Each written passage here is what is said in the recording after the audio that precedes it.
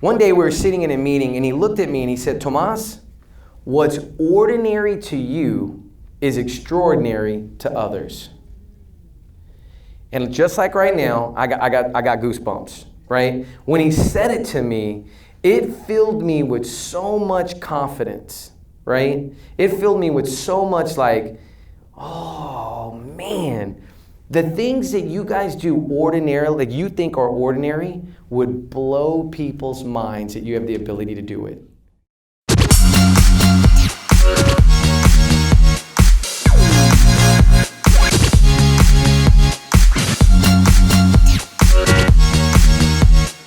But I think he's a very dynamic speaker. So do you all know Luxury Home Magazine? Yes, Luxury Magazine. Yes. That is all Tomas. And if you know, he actually delivers the magazine in this area. So if you see him, be sure to talk to him. He's great to talk to. But yes, Luxury Home Magazine, John Maxwell certified speaker and trainer, and my friend, and he doesn't know this, but kind of my mentor, right? But I'm excited to announce, please give a round of applause for Tomas Martinez. Woohoo! Thank you. Thank you, thank you, thank you. Yes. All right, now it's dangerous to hand me a microphone. I just want everybody to know that because I'm really loud. So I'll apologize later if it gets a little too loud. Just be like, hey, Tomas, calm down, right? I'm excited to talk to you today about leadership. And this is one of those topics where it could go one or two ways, right? It could be like, oh, we're going to talk about leadership. Or it could be something like, hey, I'm ready to dive in and learn something new. But we have a couple of things that we need to do first and foremost, because I'm actually going to make you work, because in a mastermind, guess what you do? You have to participate. And so there's going to be some moments, I'm not going to ask anybody to get up and speak, I promise. But you're going to need a buddy, a mastermind buddy. So you might want to look to your left, look to your right. If you're not sitting right next to someone, you're going to want to maybe like slide over and move next to them, because you're going to need a mastermind buddy. All right, so I am looking at you, Rick. Yes, Rick, you got to move. Go find a mastermind buddy right over here. So everybody, you're going to just want to sit next to someone so you have your buddy, okay? Now, why am I talking about leadership, right? What is this class going to be all about? Well, I need to tell you my story. I think you need to understand kind of my journey, and hopefully this will go. Oh, here we go. So my wife and I have been married in December. This is so cool to say. We'll be married 20 years. And thank you for clapping. Yes, I'm super pumped about that too. And what we decided to do is we're going to renew our vows. We call it an I Do cruise.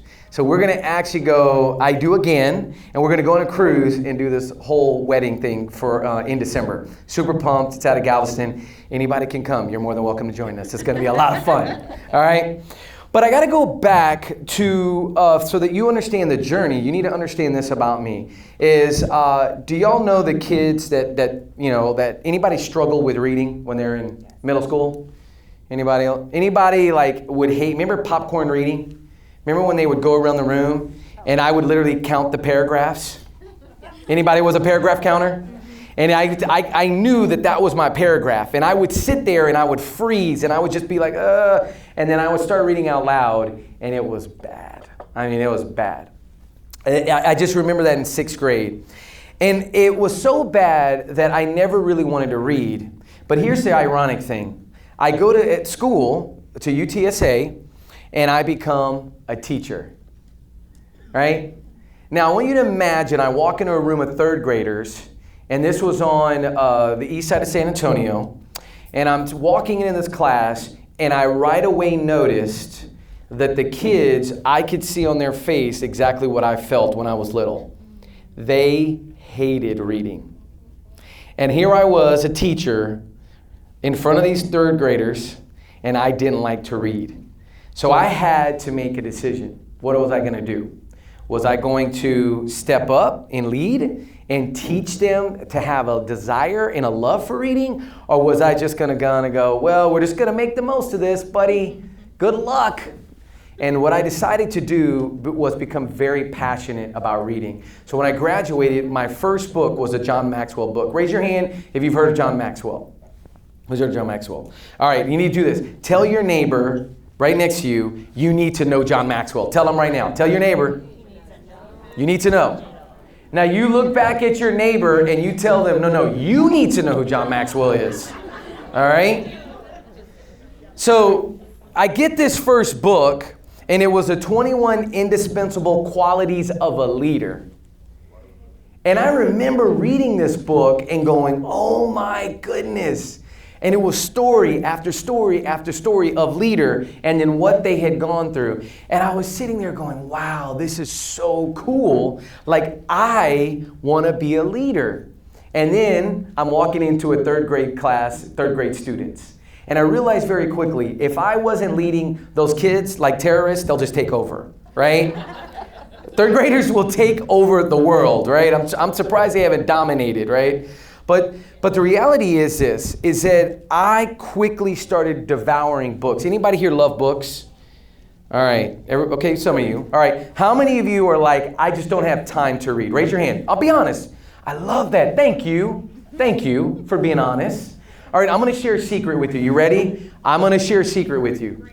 And it's changed my life. You ready? Tell me your name. Stephanie. It's changed my life. So do you like to work out at all? You do? Okay, do you like treadmill? What do you like? What's your thing? I'm an elliptical treadmill. That's even better on the knees. Good job. All right, like it. So here's the deal. What I started doing is I started getting Audible. And I would literally put an Audible book on. It's a little weird at first. All right, especially if you're listening to like self-help and you're just kind of like on the elliptical. You're just like, it's a little weird. But here's what I found out. When I'm in like that where I'm physically active, there's parts where I can remember where I was in my run when I was listening to the book. Think about that for a minute. Because your activity level is high, your brain is really going. And so as you're listening, you start to go, whoa, that was really good. And so Audible has been a game changer. There's a monthly plan where you can get, anybody have the monthly? I get like 3 books or 3 credits. And I did this the other day, Stephanie. I did something really cool. I gave away one of my credits.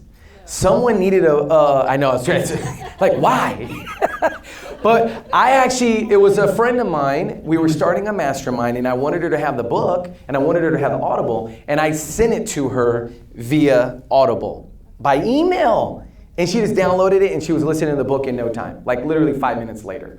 Audible was a game changer for me. So now my journey didn't stop there. I kept reading and I kept learning.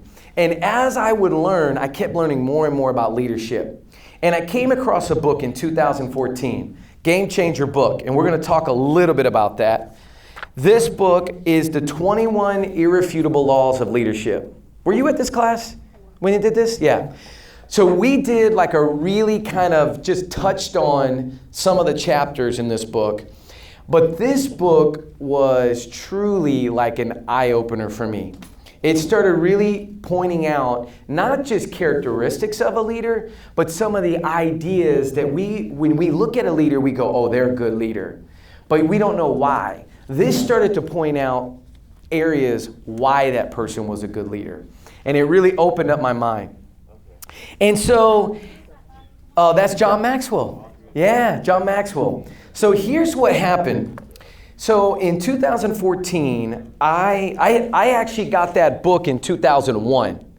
Now, any of you ever had an opportunity where you've read a book for the second time and it literally like changed? Like that book changed. Right? I read that book and I know he changed some of the words in here. I did not see this, right? But now here's the reality. Did the book change? No. What happened?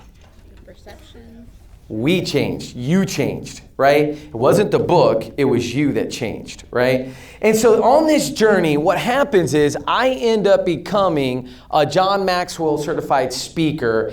I go to Orlando and I study with John and his team for 3 intensive days and start learning about, all of the qualities being a John Maxwell speaker, learning how to coach. And I go through this intense training and I have this revelation And the revelation was that, leadership is all about truly leading yourself first, right? Like truly leading yourself, right? And I started to think, it's like, wait a minute. If I don't lead myself really well, what's going to happen when I want to pour into other people? It's going to be hard, right? Have you ever had teen members and you're just like, I don't know why this is so hard? And sometimes it's because we forget to pour into ourselves.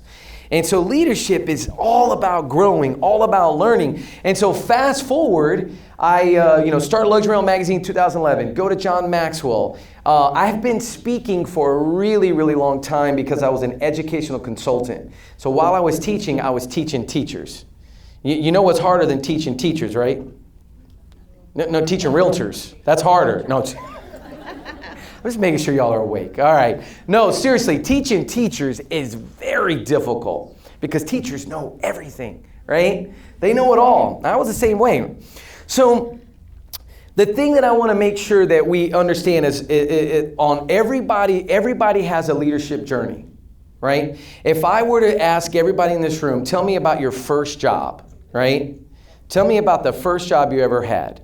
Everybody in here could go back to that first job and they could think about a time where maybe they had to lead during that first job. We all have those experiences, right? And so the thing that on this journey, as we talk through this today, this leadership mastermind, what I'm hoping is that we just open up, we stay really left brain, like just let's stay creative, let's stay thinking and not, sometimes we can go right brain and everything has to be logical.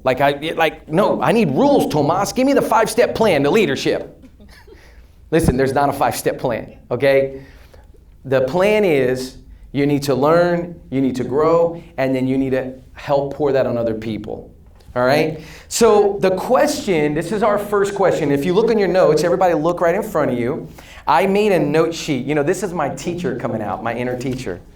We have a little note sheet. Yes, I do have a red pen. I will be grading this later, just so you know. And I've got even some fill in the blank. Everybody loves fill in the blank, right? It's almost like church. Get ready. Here we go. So the first question that I want you to think about, let's see how long this takes to load up here, is this idea, maybe I have to hit it twice. Let's see. Are leaders born? Not a trick question. Yes or no? Are leaders born? Right? Here's what I want you to do. This is a really good, because now you're ready. You got your mastermind buddy? You've got 30 seconds. Share quickly with your mastermind buddy. Go. Share. What do you think?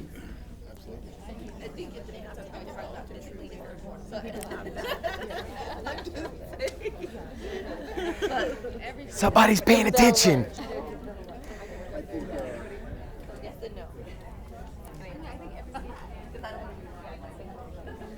Again, this is not a trick question. Not a trick question.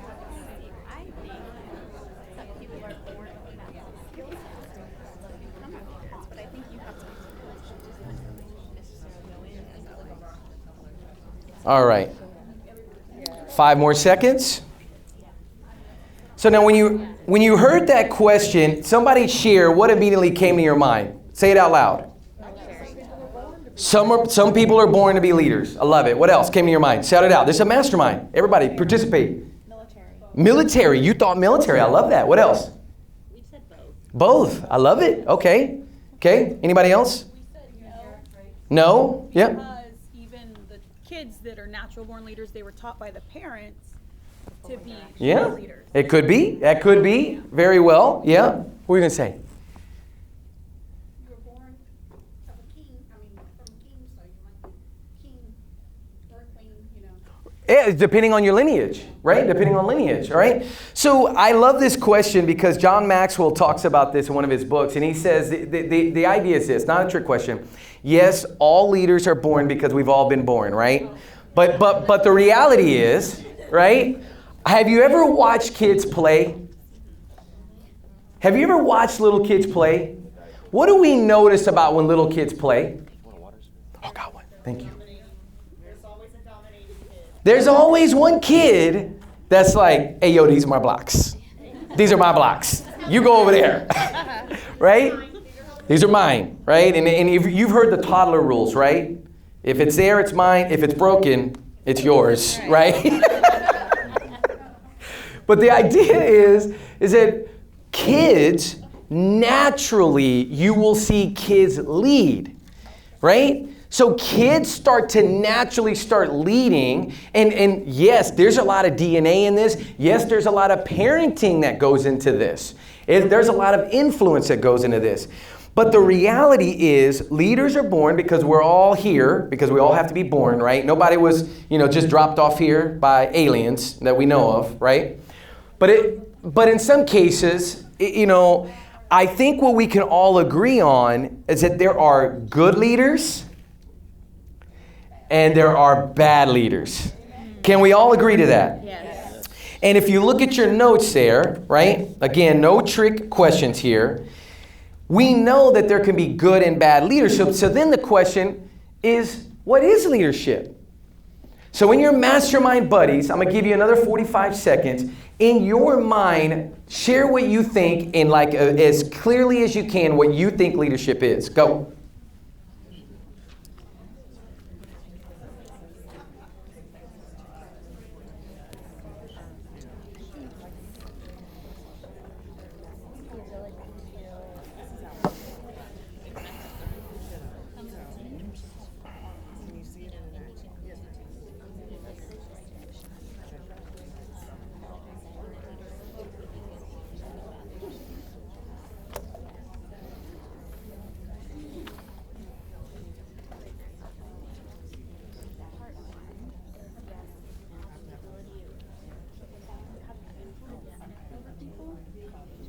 Okay, who wants to share? What'd you come up with?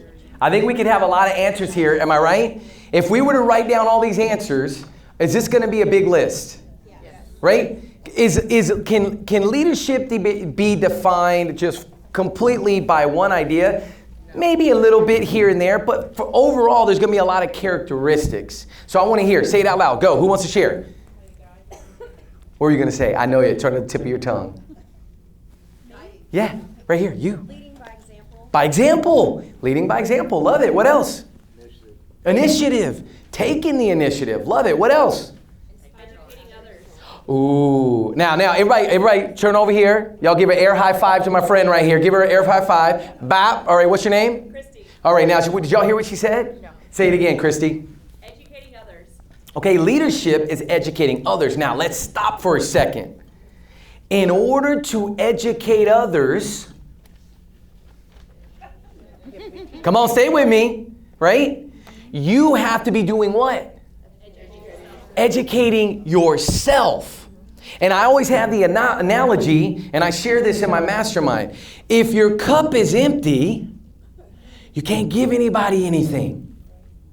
You got to fill your cup. You remember that church song? Come fill my cup, right? Till it overflows. You've got to put good stuff in your cup so you can pour it on other people. Yes. What else? What do we have for leadership? Keep going. Yes. Inspiring others that you can all head for a common goal. Inspiring others. Love it. What else? Stewardship. Yes. What do you mean by that, Rick? You take care of it. I love it. Yes. What else? Anybody else? Yes. Craig. That's okay. Somebody is willing to follow you. Ooh. All right. We need to give an air high five to Craig. Everybody air high five. Craig, say that again. It means somebody's willing to follow you. Yeah. So isn't it funny with leadership? If you're leading and no one's following, all you're doing is taking a walk, right? Right? I love that. I stole it from John. But if you're leading a group of people and nobody's following you, you're not really leading anybody, right? So people need to be willing to follow you, right? And we'll cover that in a minute, Craig, when I talk about some leadership lies. That's really important. So we know this. We kind of all have these ideas. But isn't it interesting when you ask the question, what is leadership? A lot of stuff starts going through your mind, doesn't it? You start thinking about, what about this? But for a lot of us, this is something that may come to your mind. What does it truly mean to be a leader? Right? But what does that mean? And we had some of those answers today, right? Taking initiative. But the idea and the thought that I want you to think about is this. Has anybody ever experienced a bad leader? Right? Raise your hand if you've experienced a bad leader, a bad boss, a bad coworker. Oh my gosh. Okay, wait. Keep your hands up in the air. I want everybody to look around. Everybody look around. Look around. Look around the room. Look at this. I think everybody's hand is up. Hands down. Thank you for that. Here's the thing. We know bad leadership, don't we? We know it. We see it. We're like, oh, I know this is not good leadership, right? Here's the thing, when you see it, right, the goal is to go, I don't think I want to be like that, right? The goal is to note it, to figure it out and go, you know what? I want to lead this way. I want to lead and be different because we all know bad leadership. Have you ever had anybody yell at you at work? That ever happened? And be honest, have you ever wanted to yell at someone at work? All right, we're not talking about lenders in here. We're not yelling at lenders. We're not yelling at title, right? It's yeah.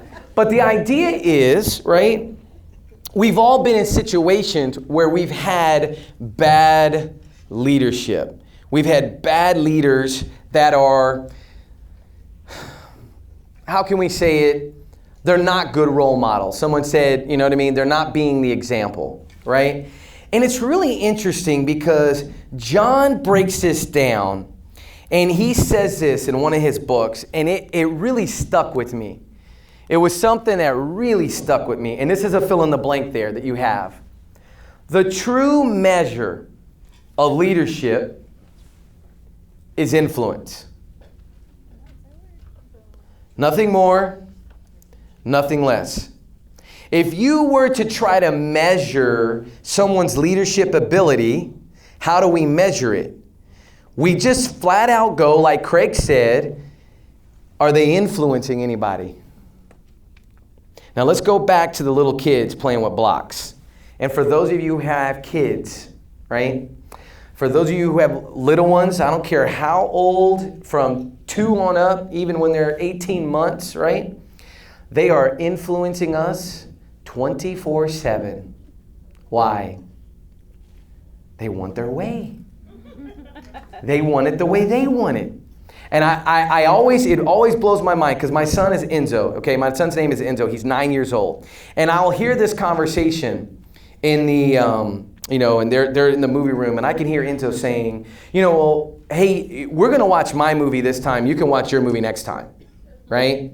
He's starting to push his influence on mama, right? And mom's like, no, I already have a movie going. She's like, we'll watch my movie and we'll watch yours. He says, no. Listen, we watched your movie the other day, and so today is my turn, and I think I really want to snuggle with you. So can we watch my movie? Now, everybody knows about snuggles when you have 9-year-olds, right? The 8, 9-year-old. My son is like, he is the snuggle king. Like, he wants snuggles all the time. But see, he realized his thing is, my son knows he has influence because as soon as he turns on the snuggle charm, it's a wrap. Moms, is it the same? Any moms here, right? I mean, I'll take it all day too. I love the snuggles. But see, leadership is influence. And I'm telling you this right now, please hear me. Everyone in this room is a leader. Listen to me. Everyone is in this room right now. The people that are handing our drinks, that are handing out the food, everybody is a leader. Why is that? Because everybody has the ability to influence someone. And sometimes that can be good, and sometimes it can be bad, right? And that's one of the conversations that I have with my son quite a bit. Is like, listen, You got to influence your buddies, but you can't be influenced all the time by them because they may want you to do something that you're not supposed to do, right? So influence, this is so powerful. I love this idea. And when I heard this, it really made me think, okay, Tomas, if you want to measure leadership, you really want to measure what is the influence and the impact that you're having. Whether it be on family, whether it be on your kids, whether it be at church, whether it be anywhere around you. What is the influence and the impact that you are having? Now, I want you 45 seconds. I want you just to think. You're going to tell your mastermind buddy, and some of you that are in threes, right, you got to do it a little quicker, right? Share about someone that has truly influenced you. One person, maybe it's two, who has truly influenced your life. You got 1 minute, go.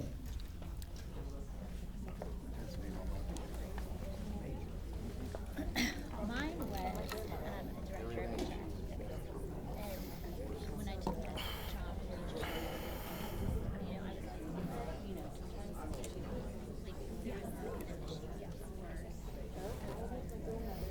She was born in 1920. Holy shit. that never happened.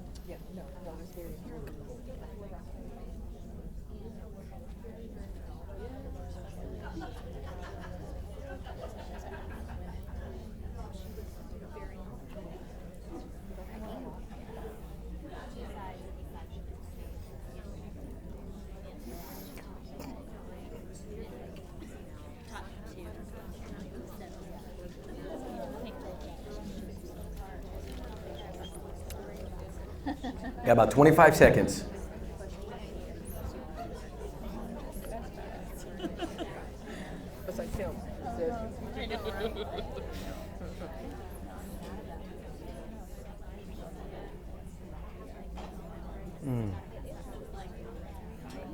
Breathe, we're going to get this together. And she literally sat on the phone with me until I heard back from the agent.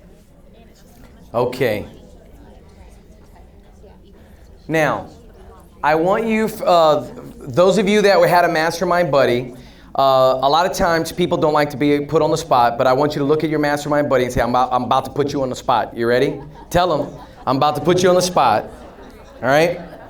Now, here's what I want, because I think this is so important. The question that I want to ask you is that the person who influenced you, that had a lot of influence on your life, if you were to go ask them, do you think you're a leader? What do you think they would say? Yes. Some say, I hear yeses. And I hear some say no. Anybody else know that maybe they wouldn't think they're a leader? Yes, thank you for sharing that, right?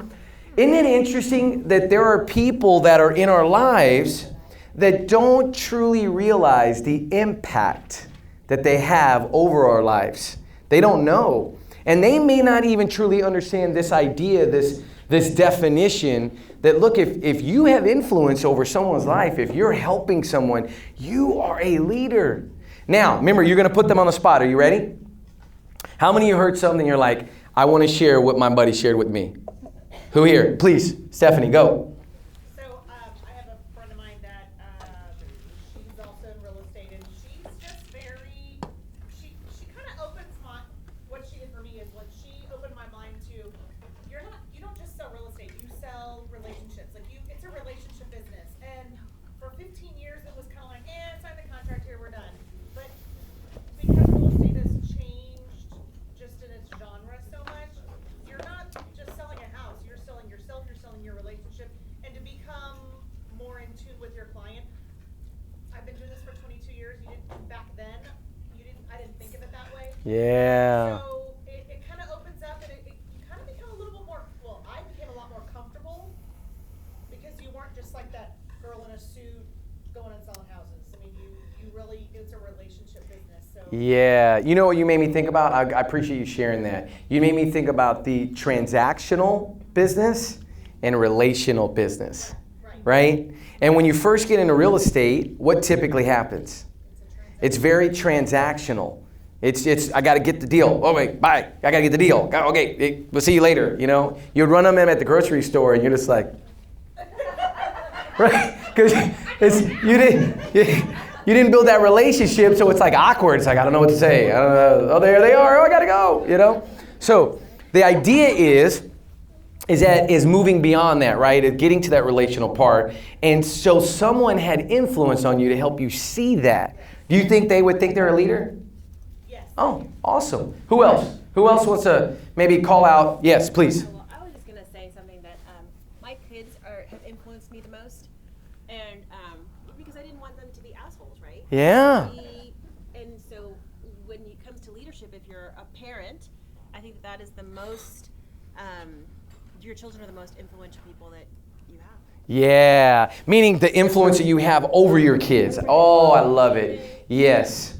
You know what John Maxwell's, his definition of success was that the people nearest and closest to me love and respect me the most. And when I heard him say that, I was like, oh boy, wow. Like sometimes we think that success is outside the doors of our house. Like, I've got to do this, and I've got to have this many people, and I've got to have all these people know who I am. But if your kids don't know who you are, right? If your kids don't truly understand the influence and that they see on a daily basis, that you want to mold them and protect them and help them and lead them, you know, that I was like, thank you, John. I needed that. That's what we call whenever you come to a mastermind, which we're going to invite everybody here to a mastermind, we call that a chin check, right? It's where something just, whoa, that just got me right in the chin. I needed that, right? Those are really good to have because it wakes you up to like, hey, where do I need to grow? Where are the areas that I need to be better in? So now we're going to move into some leadership lies. If you look on your notes, we've got some fill in the blanks. And I want to go through these because I think it's really important to understand that there are some lies that I was taught. Now, all of these lies, I want you to understand something. These were lies for me. They may not be lies for you. Is that fair? Right? But these were lies for me that I had stuck in my head about leadership. And so when I was writing this and coming up with this, I started thinking, I want to share these lies, and then what I want us to do is I want you to help me. Can we make them true? Instead of being a lie, instead of being something false, how can we make these true for our lives? Y'all going to help me make these true, right? Fair enough? All right. So the first one is leadership means you know it all. Right? Now we know when you get into real estate, right? You remember your first deal? Everybody raise your hand about your first deal. Who remembers their first deal? You remember how awful it was, Craig? Do you remember? I was so scared. It was scared? Yes. Yes, everybody was. I was too. Most people don't know I was an agent. I got my license in 2009. Just renewed it on the 31st. When was it due? The 31st. So I have my license. I don't practice because of the publication. But I remember my first deal. I mean, I was sweating bullets. I mean, it felt like there was a Mack truck of paperwork. And then I would get the call, hey, did you turn in your green sheet? You got to turn in your green sheet. Did you turn in the yellow sheet? We need the yellow sheet and the blue sheet. Where's the green sheet? And I'm like, I don't want to do any more paperwork ever again, right? So that first deal is really hard. Is there any way possible for you to know everything as a leader? It's not possible, right? And you know what I would tell my students when I was teaching? Because my students, for some reason, they thought I was the smartest person in the world. They were just like, Mr. Martinez knows everything. And they would ask me questions. And I would look at them and I'd say, I have no idea. What is it 24 hours when the rotation of the earth? Don't know. I don't know why it's like that. But maybe we could do some research. I had to constantly tell my students, and I tell this with my son and reiterate this. It's like, listen, there's a lot of stuff Daddy and Mommy don't know. We don't know it all. But what we can do is we can ask Alexa. Alexa. Boy, Alexa she is on point, let me tell you. My son asked me last night, he's taking a bath, okay? He says, Daddy, what day of the week is June 21st? And I literally said, hey Siri, what day is June 21st? June 21st is a Saturday, or whatever, Friday. And I looked at my son and I go, boy, we've come a long way, right? Can you imagine the next 5 years? Can you imagine? It's crazy. But here's the thing. This was a leadership lie that I had to truly understand. This leadership lie is we don't have to know it all. We could just ask Google, ask Alexa. We could get the answer. And with your clients, trust me, don't try to act like you have all the answers. Lead them down the right path, but when you don't know, it's okay to say, listen, never been asked that question, right? Never been asked that question. Number 2, the next one. All right, we're filling in our blanks. Everybody got it? Here we go, next one. Leadership is all about control. You got to control everything, right? When I started Luxury Home Magazine, this was my wife and I, when we started the business, I was just like, all right, I got everything here. Like, okay, baby, Christina, sorry, we're at work, sorry. You have to do this, this, and this. And then I would just sit there and control everything she was doing. And I was like hovering over her. I had to control everything. And the reality is that if you think as a leader you're going to control it all, you're in for a rude awakening. Anybody else fall into this lie? Feeling like you got to, like, I'm the leader, I got to do it all, right? How many of you have been told, get an assistant? Anybody been told that? Right? It's like, you really need an assistant. The thing is, this is a leadership lie that I had to learn. I cannot do it all on my own. It's impossible. I'll tell you about my first hire with Luxury Home Magazine. One of my first hires was a gentleman that it was really, really difficult, but we knew we needed somebody to help me because at one point I was running San Antonio Luxury Home Magazine and I was running Austin Luxury Home Magazine, and I was driving back and forth and selling both. Has anybody ever done business in Austin? I mean, there might as well just be a spaceship to take us over there. It's like a whole other world, right? Austin is weird and it's different. And so I was going back and forth, and I remember parking in a parking garage with my wife, and I said, I can't do this anymore. I'm done. Like, I'm done. And she looked at me with all the love in the world. She says, I told you should have hired somebody. I'm like, you're right, you did tell me that. So we went through that whole process of hiring our first employee, and guess what I had to do? No, that came later. No, I didn't have to fire him. No, guess what I had to do? I had to give up control. I had all my toys, and I'm like, these are mine. I didn't want to let them go. But then I was, on the other hand, complaining that I couldn't do what I really wanted to do. That's the definition of insanity, right? So I had to start letting go and giving up some of that stuff. And it was really, really hard. Everybody been there? When you know you need to give something up and you don't, you're like, I do it better. I do it way better. And then, have you ever had the pain of trying to explain to somebody like what you do, and you're like, I don't even know how to explain this to you right now. I just do it, right? Isn't it painful? Like, in my mind, I think some of the things that I do is like, I don't even know how to explain this right now because I just do it. So I'm going to give you this quote, and I want you to write it down because this is a quote that has changed my life. And have you ever heard of the Ferrari Kid? The Ferrari Kid, it's a gentleman that drives kids around in the Ferraris that have cancer. It's an amazing, amazing organization, right? So Manny Diat is the founder and the president, CEO. One day we were sitting in a meeting, and he looked at me and he said, Tomas, what's ordinary to you is extraordinary to others.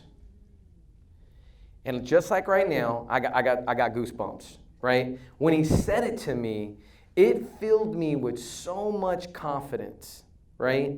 It filled me with so much like, oh man, the things that you guys do ordinarily, that you think are ordinary, would blow people's minds that you have the ability to do it. But sometimes we just think in our head, I just know how to fill out this zip form. I figured it out. I have a template for that. I've got a system for that. And you think it's ordinary, and another realtor that walked up behind you would go, that's extraordinary. And so be willing to let go. Be willing to let someone else help you. So important. All right, the next one. Leadership is just about telling people what to do. Yes. If you're a leader, you just get to walk around and tell people what to do. You know? When I was teaching and I became, I wasn't the teaching chair. You know, they always have like a teaching chair that kind of runs the grade. I think they all knew that Tomas is not going to be the person that we want to put in that position, because I never turned anything in. I was just terrible with paperwork. But as time went on, they were kind of like letting me assist, right? They were letting me help out. And I thought, well, okay, if you want me to help out, I'm just going to tell everybody what to do, right? Because that's what leaders do. But I found out rather quickly is that leadership is not just about telling other people what to do. And one of the laws is that you have to empower people to actually know that they could do it. And that was the piece that I was missing. I was missing this idea that, yes, you could tell them, but just telling people, it's like our kids. Sometimes we tell them to do stuff over and over and over again, and they look at us and they're like, oh, all you do is tell me what to do. Sometimes we have to give them the purpose and the empowerment to understand why we need them to do it. So this was a lie, right? And then look at this one, number 4. Leadership means doing it all, right? I got to do everything, just like with control. These go right hand in hand. I have to do it all. Nobody can help. And that's just simply not being a good leader, okay? If you want to be a great leader, you're going to have to figure out ways to get people to help you. And last but not least, this was the big one for me. This was a big lie. Leadership requires a title. Leadership requires a title. Somebody needs to tell me that I'm the manager, and then I'll be a good leader. And we all know, we've all had managers that were like, they picked the wrong person for that role, right? Like that, as soon as they got the title, and what happened? It was almost like a transformer. They just turned into this mythical tyrant that just, it's like, dude, whoa, relax. Hold on. The title doesn't make you a leader. It's not about the title. It's about your commitment to people. It's your commitment to influence, which could go either way, right? So we have to be careful with that influence, because sometimes that could teeter away from what you really want. So let's think about this for a minute. How do we make these true? Look at that first one. I want you to just real quickly with your buddies, I'm going to give you 1 minute. Pick one, and I want you to make it true. Change it from a lie to where it's not a lie anymore. Pick any one you want, share with your mastermind buddy. So for instance, if you were looking at leadership means you know it all, how can we turn that statement rather quickly to, okay, this is true about leadership with that statement? Everybody understand? You got 1 minute. Go. Share with your buddy.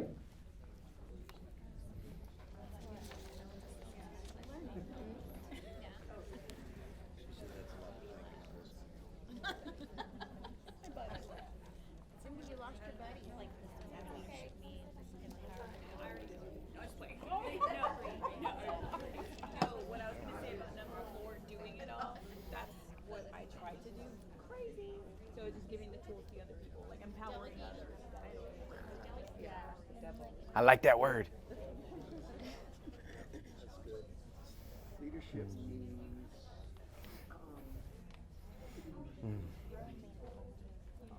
They know how to do it and they don't do it. So they're just like, That's true.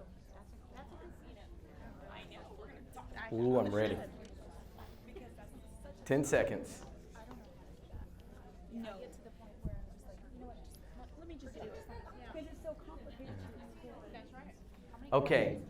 Now, I want you to notice, as we're all adults in the room, right? In this format that we're doing where I'm kind of making you talk with a buddy, this is very similar to a mastermind.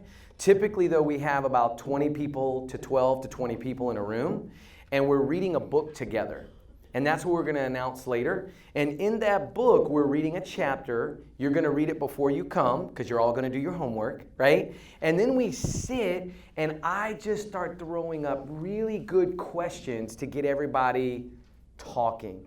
And instead of talking with a buddy, you're going to share what comes to your mind. And every time I've done this, the book that we're going to recommend that we talked about was 15 Laws of Growth. I've done that mastermind 7 times. I've read the book probably 8 times. Do you know that book? The words literally change every single time I read it. And it's not because just me that I've changed. It's hearing what other people think about the words and their interpretation. And so now what I would love is for someone to share which one did you change and what did you change it to? Go. Who wants to go first? Yes, please. Yes. So we changed it to leadership means leveraging out things to get it all done. Air high five, everybody. 1, 2, 3. One air high five. Bam. What's your name? Jody. Thank you, Jody. What else? I love it. What else? Yes. Number 3. Okay. Ooh, did y'all hear that? Say it out loud again, please. Leadership means empowering people to do more. Ooh, air high five. 1, 2, 3. Bam. Way to go. I like that. That's good. One more, please. Sue. Number 2. Leadership is about delegating tasks, not controlling. Ooh, okay. Give her air high five. 1, 2, 3. Bam. Nice. One more. Did anybody do, what about number 5? Did anybody tackle number 5? You did? Yes, both of you did. I want to hear both of yours. Craig and Christy. Craig, what you got? Leadership requires character. Oh. Air high five for Craig. Give it to him. Bam. Christy, go. Leadership does not require attention. Oh, y'all hear that?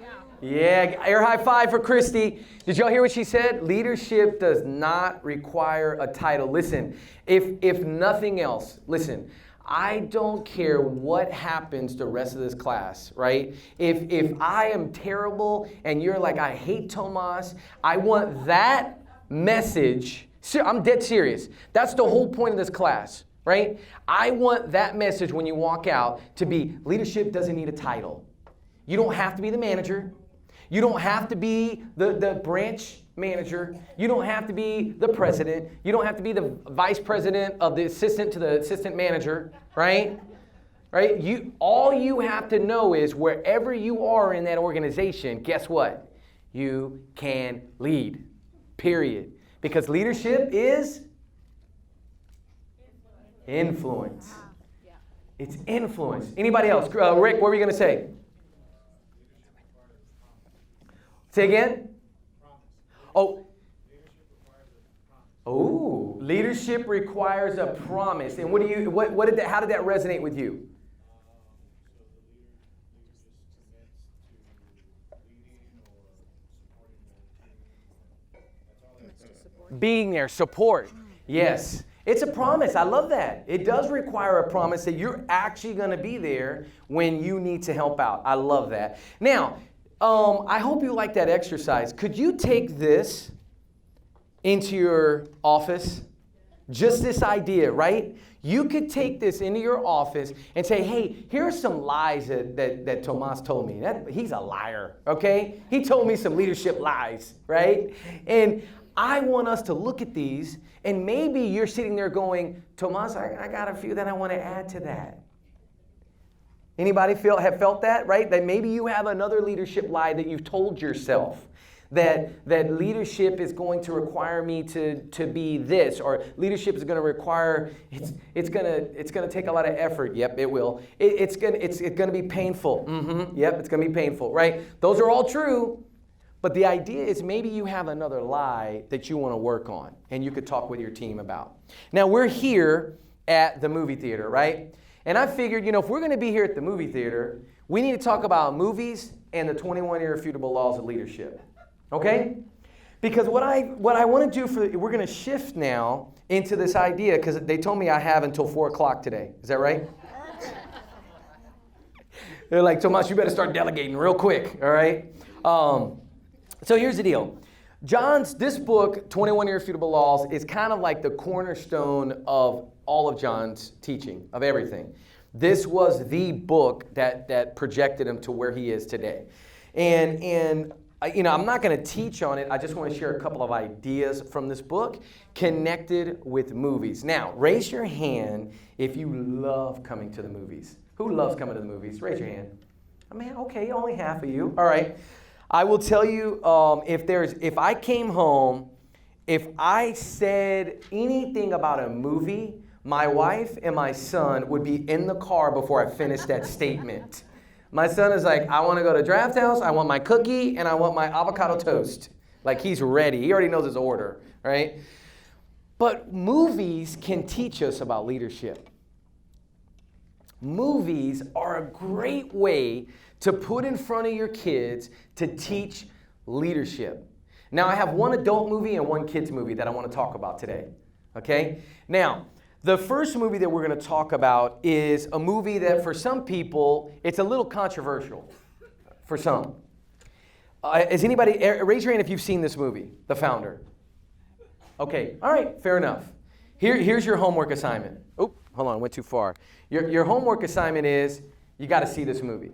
From a business mindset, because I talk to realtors a lot, and one of the things that I notice is that realtors have forgotten that they are business owners. They forget this. Everybody in here is a business owner. If you're a real estate agent, you are a business owner, right? If you're working for a title company, yes, you're an employee, but you're running that little part of your business. And it's really important to understand this movie was amazing. So who did see it? Raise your hand. Who did see it? Okay, a few of you. All right. So now, do y'all know the story of Dick and Maurice? So most people don't really know the story of McDonald's, okay? It's a very interesting story. But one day, and you'll see this in the movie, Ray Kroc, who was 50-year-old milkshake salesman, he literally was selling milkshake machines. He walked into their burger shop and looked around and was like, OMG, this is the most amazing thing I've ever seen. And as he walks around, he starts in his mind thinking, wow, these guys, they really don't know what they have here. And he starts trying to figure out, how can we take what they're doing to the next level? Now, here's what you need to know about the brothers. The brothers were very happy. They were making really good money selling burgers. And they did really, really well. Okay? They were what I would say comfortable. Has anybody ever just gotten comfortable? You're making the money you want to make. You're like, I don't really want to make more. Nobody in here, right? That's nobody in here, right? But they got really comfortable. And they started to franchise. This is what a lot of people don't know. They actually started to franchise, and they got up to 15 stores, but only 10 of them actually opened. And for the most part, they had problems throughout the whole process. So here comes a guy named Ray Kroc. And Ray Kroc, he was persistent. He was very focused on seeing the vision through. And so the first idea is this law that I want you to think about. And this is a law found in the 21 Irrefutable Laws of Leadership, is the law of the lid. Now, what does that mean? What's that? Oh, sorry, I went too far. Thank you. The law of the lid, go back. There it is. All right. So what this law states is that leadership ability determines your effectiveness. Leadership ability determines your effectiveness, right? So in that, what that means is if your leadership is a 5, if you are a 5 leader at a 1 through 10, that means your effectiveness can never go above 5. Now stay with me because this is really important, right? So there is a law of a lid, and you've seen this played out in businesses where there's somebody running a business and their leadership ability is keeping the business just plateaus. It stops. And for the brothers, their business just stopped because they had hit their lid. And when they hit their lid, guess what? They didn't care. They shut down. They stopped trying. They didn't want to innovate. And if you watch the movie, there's one point where Ray's like, look, I've got this instant milkshake that you could just put in water, mix it up, and it tastes like a milkshake. It's going to save us thousands and thousands of dollars. It's going to be amazing. And the brothers were like, that's not in our contract, Ray. Don't do it. They were like, no, at every innovation. No, no, no, no, no. See, they had hit their lid, but here's what happened. You think Ray Kroc's lid was a 5? What do you think his lid was? He was at a 9 or 10. Now, what happens when you're at a 9 or 10? Your effectiveness. It doesn't just, kind of go up a little bit. It compounds. Leadership ability is compounding because when you're a great leader, what happens? You motivate other people. You inspire other people. And so now it's not just you that is really good at leading. Now you're starting to get other leaders around you because your lid has been lifted. You know what John says? John Maxwell says, I'm a lid lifter. He goes, I want to lift other people's lids so that they can be better leaders. And I would love for all of us in here to go, okay, how do we do that? How do we lift our own lid? How do I become a better leader? How do you do that? Right? I'm curious. 45 seconds, talk to your buddy. Go. How do you think you do that? Talk to your buddy. How do you raise your lid?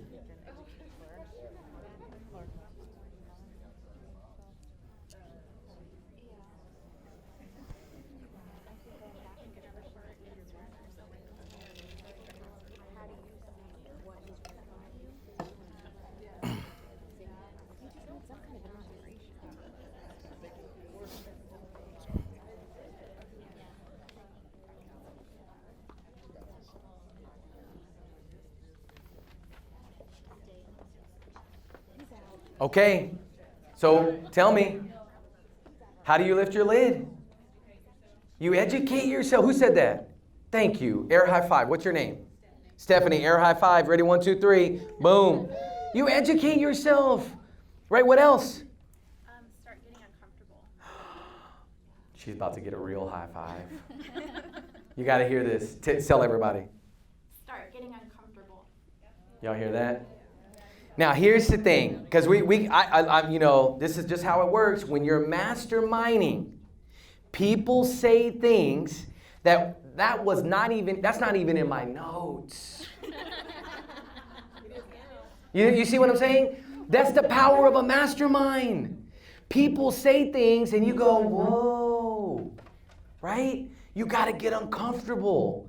And it's really interesting because for a lot of leaders, we get into a role and we're like, the goal is for me, I'm the leader. It's time to get comfortable. Right? And then what happens?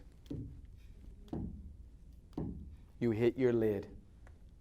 It's not about being comfortable. You're going to have to get comfortable being uncomfortable. Thank you for sharing that. What else came up? That was powerful. Yes. Yes.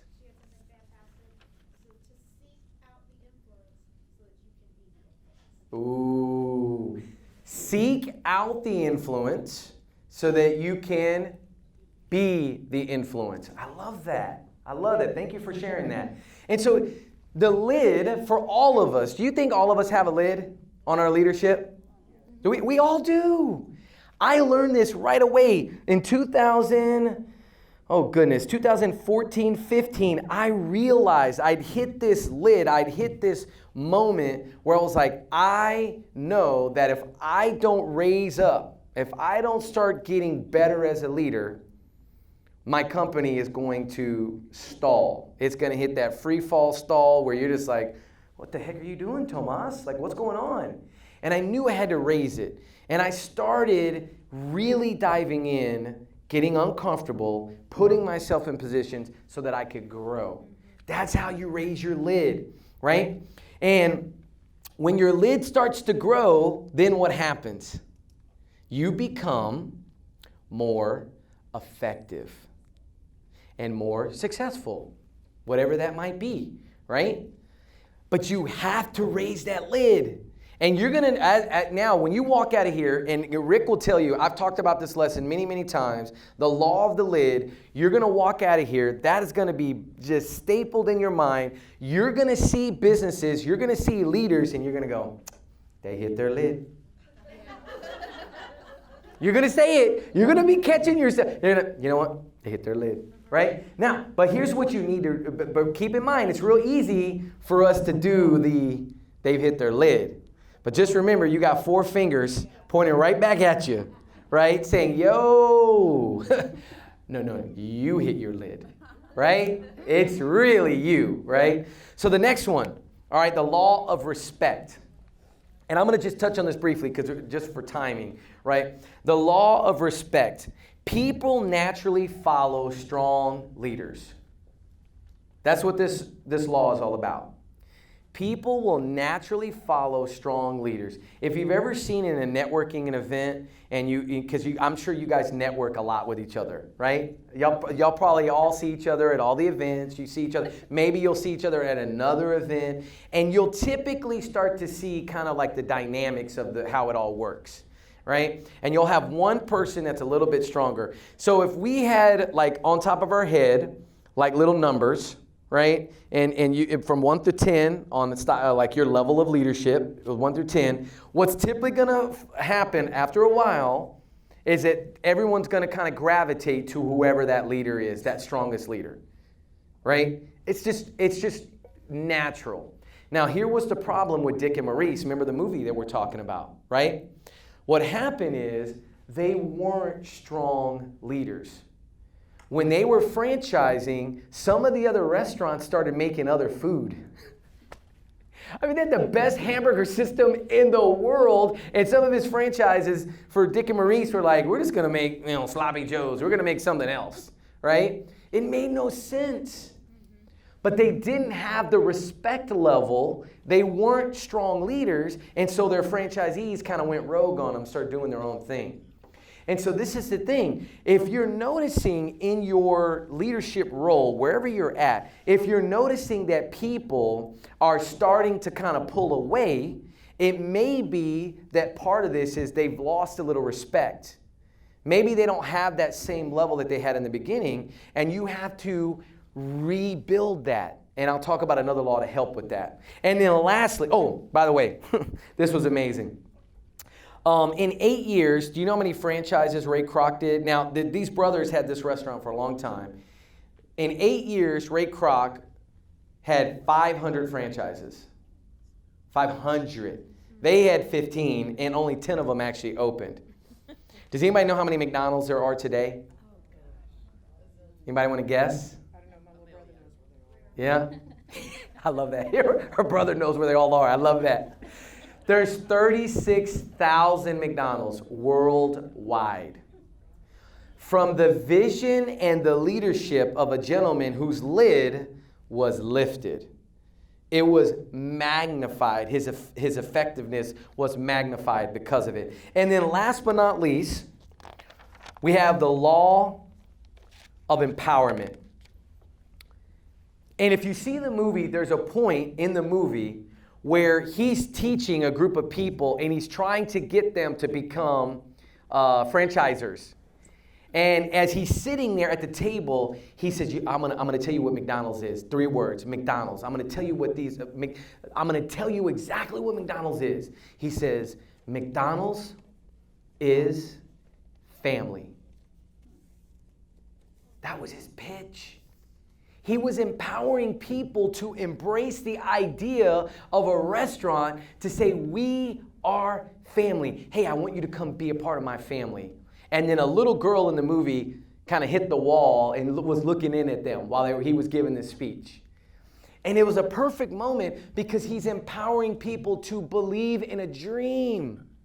The law of empowerment is so critical, right? But the law of empowerment is also about making sure that people know that you believe they can do what you're asking them to do. If you're asking people to do something that you're in the back of your mind going, they can't do it. No, there's no way. I've trained this person 9 times. Trust me, they know you're feeling. It's oozing out of you. So you have to empower. And I love this. This was a quote from Theodore Roosevelt. The best executive or leader is the one who has sense enough to pick good men or women to do what he wants done, and the self-restraint, here we go, chin check, the self-restraint enough to keep from meddling with them while they do it. It's hard. We want to empower people, but at the same time, we want to hover. We want to make sure. Empowerment is about giving people the feeling and the confidence and the courage. I believe in you. I know you can do it. And I'm right here if you have a question. I got to get back to work. Right? It's empowerment. And this was the thing. Ray Kroc empowered people. He couldn't do it all. He ended up getting a man by the name of Harry Suddenberg. And did y'all know the business? Have you ever heard the quote, what they say about McDonald's? What business is McDonald's really in? And this is a pivotal point in the movie. Go ahead, Craig. Real estate business. That thought came, according to the movie, from Harry, who was a gentleman that overheard him needing money. And he explained to him, he says, listen, you are going to buy the land and lease them back the land that they're going to build the restaurant.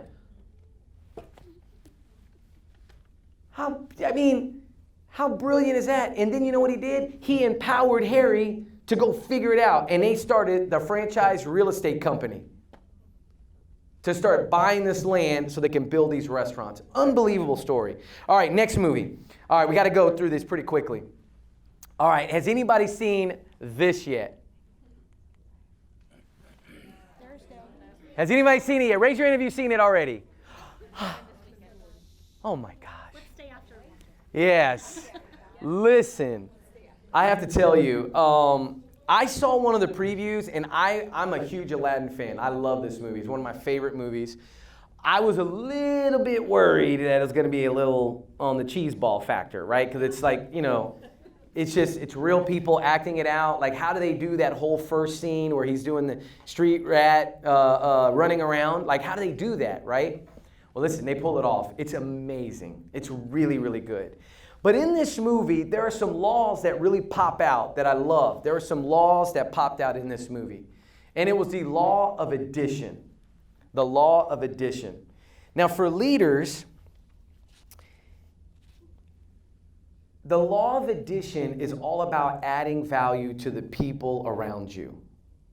You have to add value. And if you remember in the story of Aladdin, whether you've seen the movie or not, you've seen the cartoon, what happens when he's in that first scene stealing the food? Do y'all remember what he does? He takes the bread, he sits down to get ready to eat it, he looks over, and there are 2 little kids, right? And he could tell they're hungry. In the movie, because of the way they do this in like real life, like it's even more emotionally jarring because there's physically 2 kids, not a cartoon. And he literally gives the whole bread over. You see, leadership, whether you have no title at all, whether you're a street rat, whether you are have no scale in the world in terms of influence, he was literally adding value to their lives. With just that, this is all I have, here you go. It's powerful. But for us, how do we add value to other people? We have to be aware and be intentional that in those moments when we know that we can add value to people, that we pour into them and add value. And like you said earlier about the agent telling you about transactional versus relational, When that person stepped in there, she was the law of addition. She was adding value to you, right? Powerful. And I think here, understanding that when I was thinking about this with the movie, I thought about it from the idea that for us, we have to add value to ourselves. You've got to stop and remember the most important thing on your calendar, right, is time with you. And it's probably the biggest neglected thing that we do as realtors in this industry because we want to think about everybody else. But trust me, like I told you earlier, if your cup is empty, it's hard to add value to other people. It's really difficult. All right, law number 2. Ooh, this one's good. All right, buckle up. The law of the inner circle. The law of the inner circle. Now, this law states that potential is determined by those closest to you. And you've all heard the quote, right? We are an average, right? Have you heard this quote? Your salary is the average of the 5 people that you hang out with the most. Have y'all heard that before? Right? Potential is determined by those closest to you. And now stay with me now, because this is where, like when I started thinking about this, I was like, whoa, Aladdin, who was in his inner circle? Who did he have in his inner circle? He had a monkey in the beginning. He had a boo, right? That was his buddy. But it didn't stop there, because what happens in the movie? His inner circle gets upgraded. And who comes into his inner circle? An all-powerful genie. Right?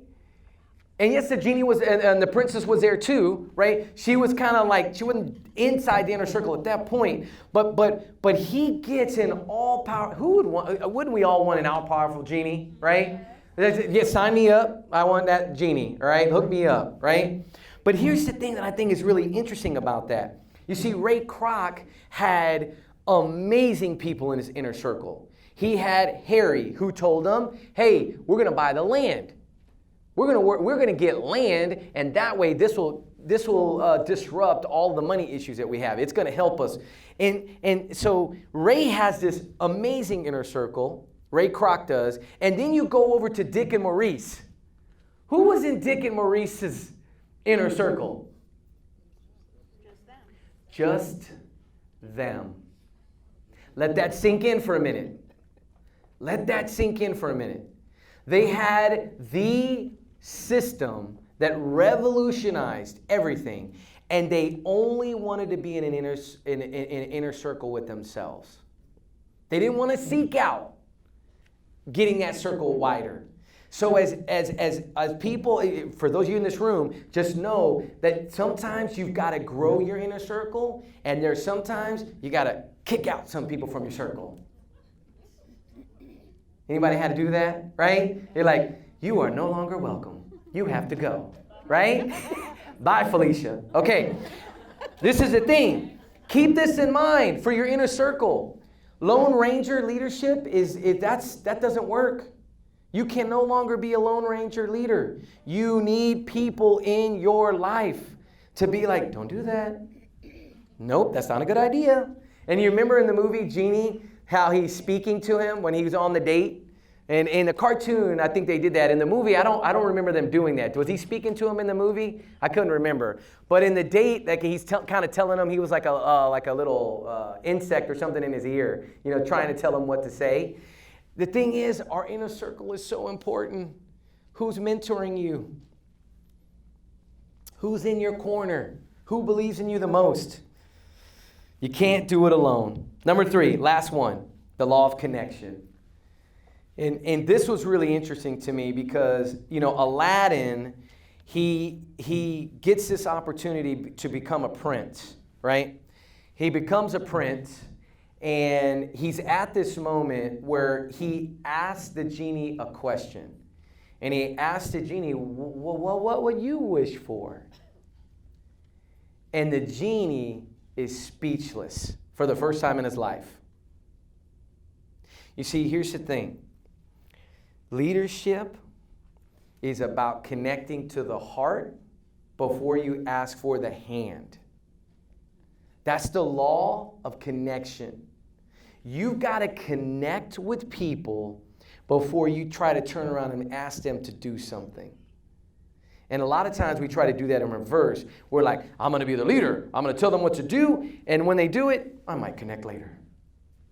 But the idea is we've got to touch them here. And this is big with our kids. I'm learning this over and over with my son that's 9.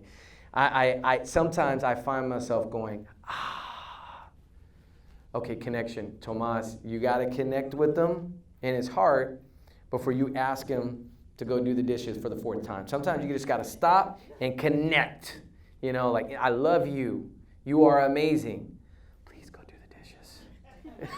Come on, right? But Aladdin, he asked the genie, and did y'all remember what the genie said? What did the genie say? Freedom. He says, I want to be free of this lamp. And Aladdin promises, I think I killed the battery. Woo! That's pretty epic. Yeah.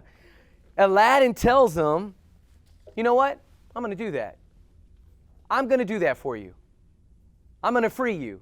And of course, what does the genie think? That's not going to happen. Whatever. That's never going to happen. But see, at the end of the movie, if you know the movie, I'm not a spoiler alert because you've all seen Aladdin the cartoon, he frees the genie, right? See, that law of connection is so important with our people, with your inner circle, with your family. That law of connection is what makes people want to run through brick walls to help you do whatever you need to do. They're willing to do whatever you ask because they know, oh my goodness, Tomas is connected. I can feel it.